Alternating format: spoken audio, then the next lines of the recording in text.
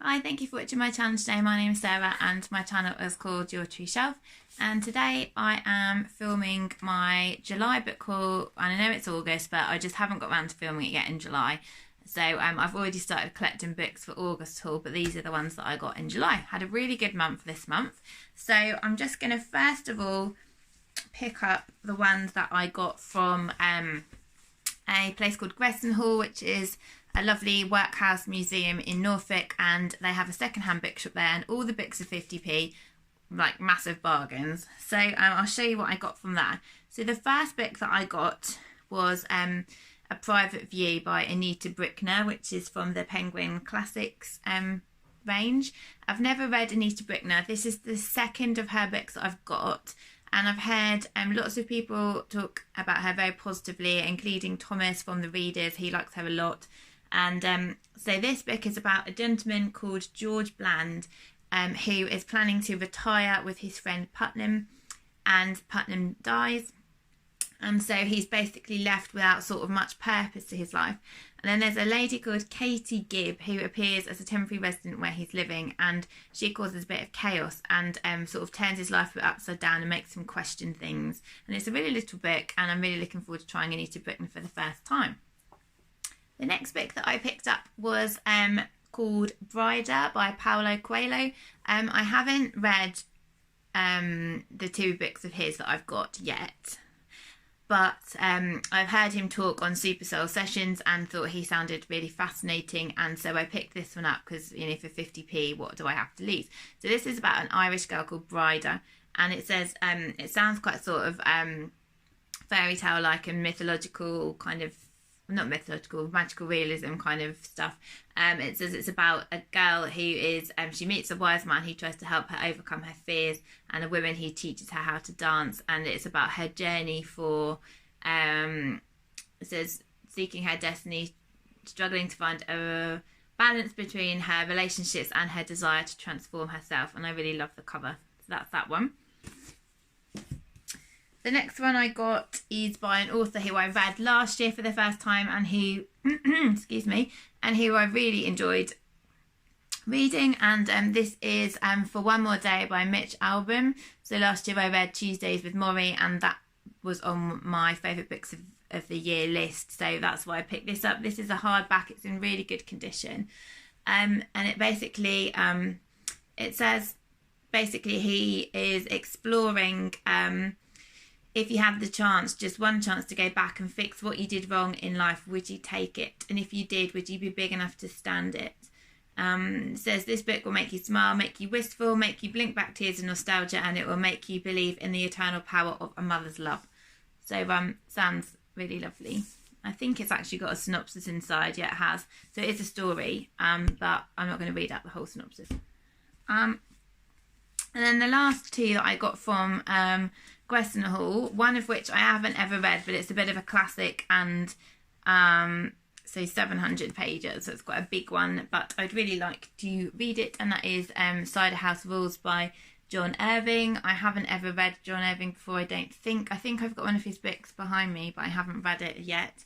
And this is set in Maine, in the United States, and it's set at an orphanage, and it's about the journey of one of the orphans and his teacher. So I think it's supposed to be quite sad but good. And then the last one I got is one that I haven't already read before, but I listened to it on audio and I loved it a lot, and therefore when I saw this copy of the book I wanted to get it, and that is Nora, Webster by Colm Toibin. So I recently mentioned this one on my audiobook recommendations video. This is about Nora Webster, whose husband Morris dies, and she's left raising her children. I think she's got 2 boys. And basically she lives in a very claustrophobic community in Ireland where people are always telling her like what she should be doing, how she should be doing things, and she basically develops a kind of a rebellious streak and kind of strikes out on her own. And it's about her relationship with her family and her sons and her work colleagues, and her developing her own independence, and I really, really loved it. I love Colm Toibin's writing, and so it's really nice to have a paper copy of this. Then the last 3 books I got, it feels like ages ago since I got these, are ones that I got from the library, again for 50p a pop. So this month I've had, let me see, 1, 2, 3, 4, 5, 6, 7, 8 books for £4, which is less than you'd pay for 1 new book. So that's why I love getting second-hand books. So these ones I just took a punt on, who knows. So the first one is called The Promise by Freda Lightfoot. This is set in the Lake District, which attracted me, and in 1948. And basically there's a lady called Chrissy Kemp who arrives to visit her grandmother, and she is not prepared for the shocking revelation which will throw her family into turmoil.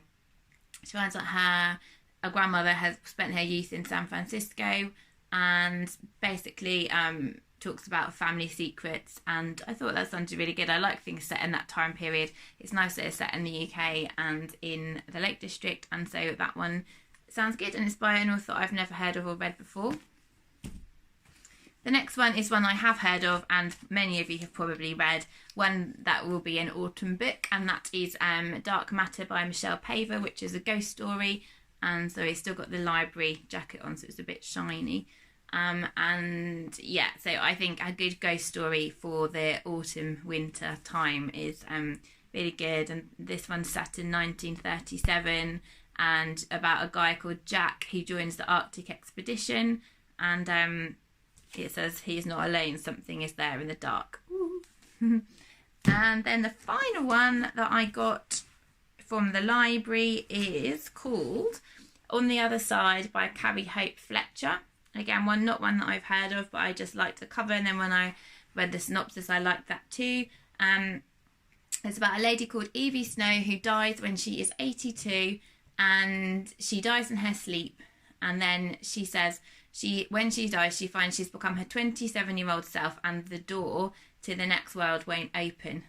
So she says it says she needs to get ready of whatever is making her soul heavy so that it is light enough to pass through, and this means unburdening herself of the 3 secrets that have weighed her down for 50 years before it's too late. So that sounds like my cup of tea, so looking forward to that. So I think I've got a really lovely selection of books. I've got, like I say, another little pile that I've got already in August, which I haven't included in this because it would be too long. We have in our village a little book swap stall that a lady has set up, and you literally can walk down there. You can take books that you need to get rid of and you can swap them for other books. So I got some really good swaps.